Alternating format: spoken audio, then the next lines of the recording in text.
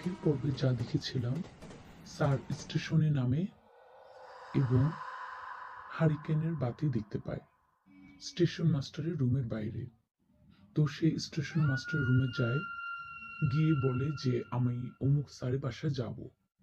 তো গ্রামে তো সবাই সবাইকে কম বেশ চিনে, তো স্টেশন মাস্টারও চিনেছেন।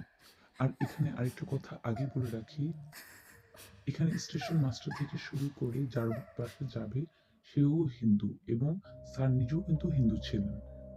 তো স্টেশন মাস্টার স্যারকে বলল, স্যার আপনার কি আজকে যেতে হবে? আপনি একটা কাজ করেন, সকালে চলে যান।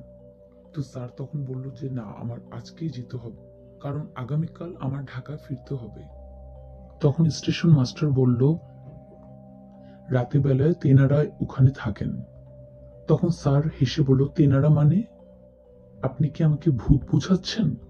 তখন স্টেশন মাস্টার বলল, স্যার তেনাদের নাম সম্মানভাবে বলুন, তেনাদের নাম নেওয়া নিষেধ, তাই বলছে আপনি সকালে চলে যান। তখন স্যার বলল, না আমার আজই যাওয়া লাগবে, আপনি বরং আমার সাথে যাওয়ার জন্য কাউকে ব্যবস্থা করে দেন। তো স্টেশনে ওখানে একটা ছেলে ছিল, নাম ছিল জগাই। তার বয়স ছিল 12 থেকে 13 বছর। তাকে যেন অমুক স্যারের বাসায় দিয়ে আসে।